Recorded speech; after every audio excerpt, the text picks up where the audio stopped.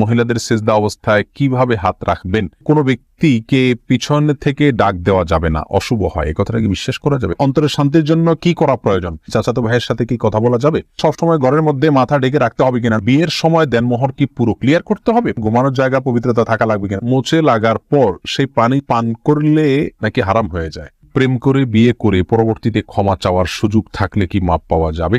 বিদেশ থেকে ফোনের মাধ্যমে বিয়ে করা জায়েজ আছে কিনা? তালাক দেওয়া স্ত্রীকে কি আবার পুনরায় বিবাহ করার নিয়ম কি? মোবাইলে ছবি তোলার বিধান কি? কেউ সালাম দিলে তার পরিবর্তে নিজে সালাম দিলে কি বিয়াদবি হয়? নাটক, ছবি এগুলো দেখলে কি অশ্লীল ভিডিওর মতো গুনাহ হবে? হ্যাঁ, কারণ এগুলোতে বেপরদা মেয়েরা সেখানে অভিনয় করে থাকে, তাদেরকে দেখবেন আপনি, তার ফলে আপনার চোখের জেনা হবে এবং মনের জেনা হবে, যার কারণে, তাছাড়া মিউজিকও থাকে, এসব কারণে এগুলো হারাম হবে, এগুলো অশ্লীলতার মধ্যে পড়বে। ইসরাফিল হোসেন জানতে চেয়েছেন অন্তরের শান্তির জন্য কি করা প্রয়োজন? অন্তরের শান্তির জন্য আল্লাহ তাআলার স্মরণ করবেন, আল্লাহর জিকির করবেন, কোরআন অর্থ সহকারে বুঝে পড়বেন, অন্তরে প্রশান্তি অনুভব করবেন। আলা বিযিকরিল্লাহি তাতমাইন্নুল কুলুব, আল্লাহ সুবহানাহু ওয়া তাআলা বলেছেন আল্লাহ জিকিরে, আল্লাহর স্মরণে অন্তর প্রশান্ত হয়ে থাকে। অগ্রণীল আইডি থেকে প্রশ্ন করছেন, কেউ সালাম দিলে তার পরিবর্তে নিজে সালাম দিলে কি বিয়াদবি হয়? না, বিয়াদবির কিছু না, তবে সালাম দিলে জবাবে ওয়ালাইকুম আসসালাম বা পাল্টা জবাবটা দেওয়া উচিত, নতুন করে সালাম না দিয়ে, এটাই হলো সুন্নাহ। আর যে আব্দুল হামিদ জানতে চেয়েছেন বিদেশ থেকে ফোনের মাধ্যমে বিয়ে করা জায়েজ আছে কিনা? জায়েজ আছে, তবে সেক্ষেত্রে ভিডিও কলের মাধ্যমে হতে পারে। সবচেয়ে নিরাপদ হলো অভিভাবক, আপনার একজন প্রতিনিধি নিযুক্ত করা বা উকিল নিযুক্ত করার মাধ্যমে, অর্থাৎ আপনি বিদেশ থেকে দেশে একজনকে অভিভাবক নিয়োগ দিবেন বা উকিল নিয়োগ দিবেন, আপনার বাবা, ভাই, অন্য কাউকে, যে অমুকের সাথে আমার বিয়ে দিয়ে দাও, যাকে বিয়ে করতে চাচ্ছেন তাকে। তিনি বলবে অমুকের পক্ষ থেকে আমি প্রস্তাব দিচ্ছি, বাস এটা সাক্ষীদের সামনে হয়ে গেলে বিয়ে হয়ে যাবে ইনশাআল্লাহ বিইذনিল্লাহ। জাবেদ ভুইয়া করেছেন, বিয়ের সময় দেনমোহর কি পুরো ক্লিয়ার করতে হবে? পুরো ক্লিয়ার করাটাই ভালো। এমন মহারণা ধার্য করবেন যেই মহারণা পরিপূর্ণ আপনি ক্লিয়ার করতে পারবেন, আর যে মহারণা পরিপূর্ণ ক্লিয়ার করতে পারবেন না সেই মহারণা আপনি ধার্য করবেন না। এটাই হলো ইমানদারের জন্য উচিত এবং কর্তব্য। কিন্তু মনে করেন যে আপনি মহারণা ধার্য করে ফেলেছেন অনেক বেশি, কিন্তু বিয়ের সময় দিতে পারেন নাই, কোনো অসুবিধা নেই। এটা নিয়ে খুব বেশি ভীত সন্ত্রস্ত হওয়ার দরকার নাই। আমরা অনেকে মনে করি যে মহারণা পরিপূর্ণভাবে দিতে না পারলে স্ত্রীর সাথে সম্পর্ক করলে সেটা হারাম হবে। না, এটি ভুল ধারণা। মহারণা ধার্য করলেন, আপনি কিছু দিলেন, এরপর বাকিটা প্রসেসে রাখলেন, কিস্তিতে দিলেন, আস্তে আস্তে দিলেন, নির্দিষ্ট অনির্দিষ্ট যে কোনো হারে আপনি দিতে থাকলেন, তাহলে ইনশাআল্লাহ আপনার জন্য আপনার স্ত্রী হালাল থাকবে। যারা মনে করেন যে না, বিয়ের সঙ্গে সঙ্গে মহারণা দিতে হবে অথবা বাসরেই মহারণা পরিশোধ করে দিতে হবে, এটা তাদের মন গড়া কথা। এরকম কোনো কথা আপনার কোরআন হাদিস আমাদেরকে বলেনি। আইনুদ্দিন শেখ জানতেছেন ভারত থেকে, বিয়ের জন্য মেয়ে দেখতে কে কে যেতে পারবে? যেতে অনেকেই পারবে, কিন্তু মেয়েকে দেখবে শুধুমাত্র বিয়ের প্রস্তাবক ছেলে অথবা ছেলের পক্ষের কোনো মেয়েরা, অন্য কোনো পুরুষে দেখতে পারবে না। আফরোজ হাশিম জানতেছেন, তালাক দেওয়া স্ত্রীকে কি আবার পুনরায় বিবাহ করার নিয়ম কি? তালাক কিভাবে দিয়েছেন, কোন পর্যায়ে আছে এটা জানতে হবে, তারপরে বলা যাবে। যদি 3 তালাক দিয়ে থাকেন এবং বিচ্ছিন্ন হয়ে যান, মোগাল্লাজা তালাক যেটাকে বলে, এটা যদি হয়ে যায়, তাহলে অন্যত্র বিয়ে হওয়ার পরে সেই স্বামী মারা গেলে বা সেই স্বামী কোনো কারণে নিজে স্বেচ্ছায় তালাক দিলে তারপরে প্রথম স্বামী ফেরত নিতে পারবেন। আর যদি রাজাই তালাক দিয়ে থাকে তাহলে কিছু প্রয়োজনে শুধু প্রত্যাহার করলেই ফেরত নিতে পারবে। বায়ান তালাক দিলে নতুন করে আপনার বিয়ে করে নিলেই হয়ে যাবে।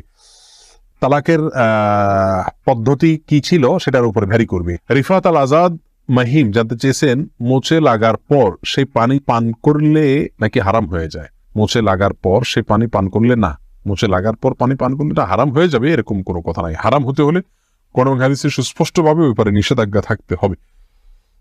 তবে মোচ লম্বা করা এটা সুন্নাহ বিরোধী কাজ। অতএব কেউ যদি এই সুন্নাহ বিরোধী কাজ করেন তাহলে পানি লাগুক আর খাবার লাগুক আর না লাগুক, এটা সর্বাবস্থায় এটা নিষিদ্ধ, কিন্তু হারাম পর্যায়ে নিষিদ্ধ না। ভাই নাইমুর রহমান প্রশ্ন করেছেন, প্রেম করে বিয়ে করে পরবর্তীতে ক্ষমা চাওয়ার সুযোগ থাকলে কি মাপ পাওয়া যাবে? হ্যাঁ ভাই নাইমুর রহমান, কেউ যদি অবৈধ সম্পর্ক, হারাম সম্পর্ক করে তারপরে বিয়ে করেন, তাহলে বিয়েটা তো যদি যথানিয়মে হয়ে থাকে তাহলে তো বিয়েটা বৈধ হয়ে গেছে আলহামদুলিল্লাহ, এর মাধ্যমে সম্পর্ক বৈধ হয়ে গেল। কিন্তু বিবাহের আগে তারা যে অবৈধ যোগাযোগ রেখেছেন, অনেকে বলেন যে আমরা তো কোনো শারীরিক সম্পর্ক করি না, শুধু পত্র মারফতে যোগাযোগ করি অথবা ফোনে যোগাযোগ করি, এই যে যোগাযোগগুলো, এই যোগাযোগগুলোর মধ্যেও একে অন্যকে নিয়ে সেক্সুয়াল চিন্তা আসে কিনা, যদি আসে এবং সেটা ইচ্ছাকৃত আমরা করি এবং বিনা প্রয়োজনে এই ধরনের যোগাযোগ করি, নানা রকমের কথাবার্তাও আদান প্রদান করি, সেগুলো এক ধরনের জিনা। অতএব সেগুলো থেকে তওবা করতে হবে। আপনি যদি বিবাহ করে ফেলেন তাহলে আগেরগুলো বৈধ হয়ে যাবে না, বরং বিবাহ করার পরে পূর্বের গুলো থেকে আল্লাহ সুবহানাহু ওয়া তাআলার কাছে লজ্জিত হয়ে মাপ চাইতে হবে, ক্ষমা চাইতে হবে, ইস্তিগফার করতে হবে, তওবা করতে হবে। ইনশাআল্লাহ আল্লাহ সুবহানাহু ওয়া তাআলা ক্ষমা করবেন। তাহমিনা আক্তার লাকি জানতেছেন, চাচাতো ভাইয়ের সাথে কি কথা বলা যাবে? কথা প্রয়োজনে বলতে পারেন, কিন্তু দেখা দিতে পারবেন না। অন্য পুরুষের মতো তার সাথেও পর্দা মেনটেন করতে হবে। চিন্তিয়া ইসলাম জানতে চেয়েছেন, কোন নারী কি তার নিজের শহর থেকে দূরে অন্য শহরে অভিভাবক ছাড়া পড়াশোনা করতে পারবে? পড়াশোনা করতে পারবে বোন, কিন্তু আনা নেওয়া করতে হবে একজন অভিভাবক। ফর এক্সাম্পল, আপনি চট্টগ্রামে থাকেন, পড়াশোনা করবেন ঢাকাতে, তো আপনি আসবেন আপনার অভিভাবকের সাথে, যাবেন আপনার অভিভাবকের সাথে, এখানে অভিভাবক আপনাকে মেয়েদের হোস্টেলে রেখে চলে যাবেন, বা আপনি কোনো নিকটাত্মীয় যার বাসায় থাকলে আপনার পর্দাপোশিদা রক্ষা হবে, এরকম কারো বাসায় আপনাকে রেখে চলে গেলেন, আপনি সেখানে থেকে পড়াশোনা করলেন, এটা জায়েজ আছে, কোনো অসুবিধা নেই ইনশাআল্লাহ বিদিনিল্লাহ। এরপরে তারিকুল ইসলাম নাহিদ জানতে চেয়েছেন, মোবাইলে কোরআন পড়তে কি ওযু করা জরুরি? না, মোবাইলে কোরআন পড়তে ওযু করা জরুরি না। কারণ মোবাইলে যে কোরআন থাকে এটা কোরআনের সফট কপি, এটা ধরাও ছোঁয়াও যায় না আসলে। দ্বিতীয়ত হলো এটার উপরে সেন্সর আছে, আপনার এটার উপরে ডিসপ্লে আছে, এটার উপরে গ্লাস আছে, তার উপরে আবার আলাদা একটা আস্ত আবরণ থাকে এটার সেফটির জন্য। সব মিলিয়ে অনেকগুলো আবরণও আছে, আর সবচেয়ে বড় কথা এটা স্পর্শ করাও যায় না। এই জন্য এটাকে আপনি বিনা ওযুতে টাচ করতে পারবেন, অর্থাৎ তেলাওয়াত করতে পারবেন কোরআন কারীম আপনার স্মার্টফোন থেকে। আয়েশা কবির জানতে চেয়েছেন, সবসময় ঘরের মধ্যে মাথা ঢেকে রাখতে হবে কিনা? না, জরুরি না। যদি অন্য কোনো অপর পুরুষ না থাকে আপনি পর্দা না করেও থাকতে পারবেন। আর জাহাঙ্গীর প্রশ্ন করেছেন, মোবাইলে ছবি তোলার বিধান কি? মোবাইলে যে ছবিগুলো আমরা তুলে থাকি, যেগুলো আপনার সফট ছবি থাকে, যেগুলো প্রিন্ট হয় না, অর্থাৎ হার্ড কপি বের হয় না, তার আগ পর্যন্ত মোবাইলে বা কম্পিউটারে যতক্ষণ পর্যন্ত থাকবে, মেমোরিতে যতক্ষণ পর্যন্ত থাকবে, ততক্ষণ পর্যন্ত এই ছবিকে অনেক ওলামায়ে কেরাম হালাল বলেছেন, যদিও কেউ কেউ হারাম বলেছেন, কেউ কেউ নিষিদ্ধও বলেছেন। মতপার্থক্য আছে এই বিষয়টা নিয়ে। সেজন্য বিনা প্রয়োজনে মোবাইলে ছবি না তোলাই হলো উত্তম, কিন্তু একান্ত প্রয়োজন হলে তোলা যাবে, সেক্ষেত্রে কারোর কোনো দ্বিমত নেই।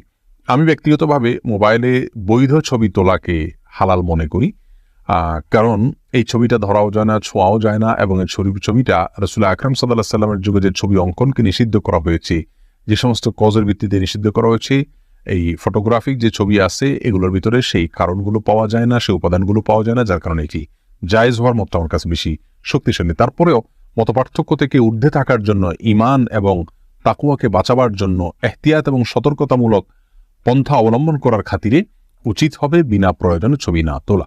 জাহানারা পারভিন জানতে চেয়েছেন, কোনো ব্যক্তিকে পিছন থেকে ডাক দেওয়া যাবে না, অশুভ হয়, এই কথাটা কি বিশ্বাস করা যাবে? না, এটা একটা ছোট শিরক। অর্থাৎ কাউকে পেছন থেকে ডাক দেওয়া হওয়া মানে হলো তাকে পিছে টেনে ধরা, তার সামনে অগ্রসরতাকে, তার উন্নতিকে থামিয়ে দেওয়ার চেষ্টা করা, পিছন থেকে ডেকে ধরা মানে এই। তো এরকম বিশ্বাস এটা ঈমানের সঙ্গে যায় না। মুসলিমের কল্যাণ অকল্যাণ এটা আল্লাহ সুবহানাহু ওয়া তাআলার কাছে। আল্লাহ সুবহানাহু ওয়া তাআলা যার কল্যাণ চাইবেন তিনি কল্যাণ পাবেন, যার কল্যাণ ফয়সালা করবেন না, লিখিত রাখবেন না, তিনি কল্যাণ পাবেন না। কিন্তু কেউ পেছন থেকে ডাকলেই আমার অকল্যাণ হবে, এরকম দৃষ্টিভঙ্গি কোনো মুসলমান রাখতে পারেন না। এটা ইসলামের সঙ্গে যায় না, এটা সম্পূর্ণ কুসংস্কার, এবং এর ফলে ছোট শিরকের গুনাহ হবে। ওয়াসিম আকরাম জানতে চেয়েছেন, ঘুমানোর জায়গা পবিত্রতা থাকা লাগবে কিনা? না, এটা জরুরি না। সাহারা সুলতানা জানতে চেয়েছেন, মহিলাদের সিজদা অবস্থায় কিভাবে হাত রাখবেন? দেখুন, এটা নিয়ে ওলামায়ে কেরামের ভিতরে, ইমামগণের ভিতরে মত পার্থক্য রয়েছে। আমাদের দেশে ওলামায়ে কেরাম তো বলেন যে একেবারে মাটির সাথে বিছিয়ে রাখবেন, এবং এর ক্ষেত্রে এর সপক্ষে কিছু আসার তারা পেশ করে থাকেন, কিছু রিওয়ায়াত তারা পেশ করে থাকেন। আর এরাবেন স্কলাররা, মিডল ইস্টের ওলামায়ে কেরাম, তারা অবশ্য ভিন্ন কথা বলে থাকেন। তারা বলেন যে আমরা যখন মেয়েরা সিজদা দিবেন, তো ছেলেদের সিজদার চাইতে মেয়েদের সিজদা ব্যতিক্রম হবে না। তবে ইবনে সুমাইন রাহিমাহুল্লাহ সহ সুদের অনেক স্কলার বলেছেন যে কিছুটা শারীরিক গড়নের কারণে মেয়েরা কিছুটা জড়সড় থাকবেন ছেলেদের তুলনায়।